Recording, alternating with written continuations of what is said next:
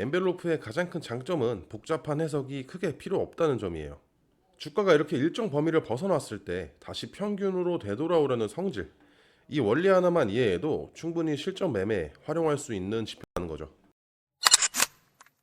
자, 오늘 설명드릴 영상은 볼린저 밴드만큼이나 중요한 엔벨로프라는 지표입니다. 많은 투자자분들이 엔벨로프와 볼린저 밴드는 비슷한 차트 아니냐, 그리고 어떤 차이점이 있는지 많이 궁금해 하시는데, 오늘은 볼린저 밴드만을 사용하고 계셨던 분들, 혹은 볼린저 밴드와 엔벨로프의 차이를 정확하게 모르셨던 분들이라면 오늘 영상을 끝까지 집중해서 봐주시기 바랍니다. 우선 엔벨로프와 볼린저 밴드의 가장 큰 차이점은 바로 민감도입니다. 주가의 변동성이 강하게 나타났을 때 엔벨로프는 밴드 범위가 이렇게 일정하게 유지되는 반면에 볼린저 밴드는 변동성에 따라서 밴드폭 자체가 이렇게 급격하게 벌어지는 특징이 있어요.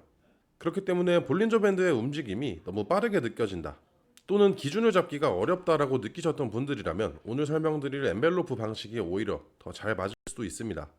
그럼 이제 엔벨로프의 원리를 한번 쉽게 설명드려 볼게요. 우선 엔벨로프는 볼린저 밴드와 구조 자체는 굉장히 비슷합니다. 상단선과 중심선, 하단선, 총 3가지 요소로 구성이 되어 있고, 이 부분은 볼린저 밴드와 거의 동일한 형태를 가지고 있어요. 하지만 가장 큰 차이는 상단선과 하단선이 계산되는 방식이 있습니다.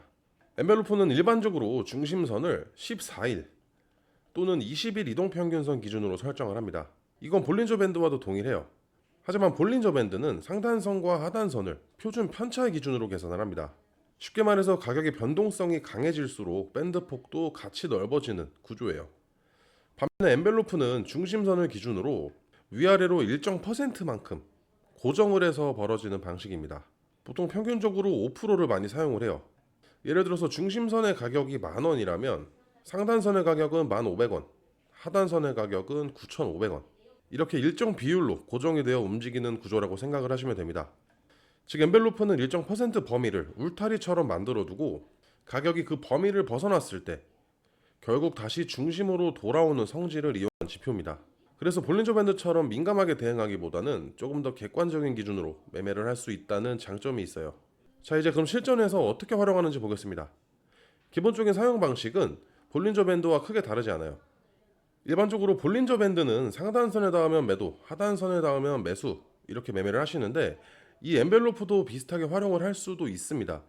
하지만 여기서 핵심은 울타리 밖으로 이렇게 나갔다가 다시 복귀하는 자리를 보는 거예요.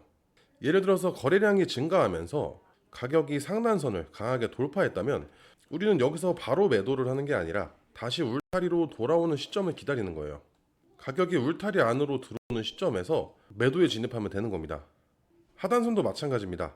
하단 울타리를 이렇게 강하게 이탈을 했을 때 여기서 바로 매수에 들어가는 게 아니라 다시 울타리 안으로 복귀하는 순간에 그 자리에서 매수 타점을 잡는 방식이에요. 진입을 했을 때는 매수든 매도든 이 중앙선에 도달을 했을 때 1차 익절을 해주시고, 나머지는 쭉 들고 가시다가 상단선에 도달을 하거나 반대로 하단선에 도달했을 때 나머지 물량도 익절을 해주시면 되는 겁니다. 차트를 쭉 둘러보면 상단선을 강하게 돌파했다가 다시 내려오는 자리, 또는 하단선을 강하게 이탈했다가 다시 회복하는 자리들이 반복적으로 나타나는 걸 확인을 할 수가 있습니다. 이런 구간들이 엔벨로프를 활용한 핵심 매수 매도 타점이 되는 거예요. 볼린저 밴드와 비교했을 때 엔벨로프의 가장 큰 장점은 복잡한 해석이 크게 필요 없다는 점이에요. 주가가 이렇게 일정 범위를 벗어났을 때 다시 평균으로 되돌아오려는 성질, 이 원리 하나만 이해해도 충분히 실전 매매에 활용할 수 있는 지표라는 거죠. 특히 기존에 볼린저 밴드의 상단선 터치, 하단선 터치, 혹은 볼린저 밴드의 팽창과 수축만을 활용해서 매매를 하셨던 분들이라면 오히려 이 엔벨로프 방식이 더 명확한 타점을 만들어줄 수도 있습니다. 그래서 매수 매도 기준을 잘 못 잡겠다, 아니면 조금 더 단순하고 객관적인 기준이 필요하다 하시는 분들이라면 오늘 설명드린 이 엔벨로프를 꼭 차트에 적용해 보시고 직접 매매에 활용해 보시기 바라겠습니다. 자, 오늘 영상은 여기까지입니다. 추가적으로 궁금한 내용은 댓글로 남겨주시고, 해외증권사 계좌 개설이나 메타트레이더 관련 문의사항은 영상 하단 더보기란에 있는 고객센터로 문의를 주시면 됩니다. 직접 셀프로 계좌 개설을 원하시는 분들께서는 더보기란에 있는 셀프 계좌 개설 영상을 시청해주세요. 지금까지 해외선물 매매 연구소였습니다.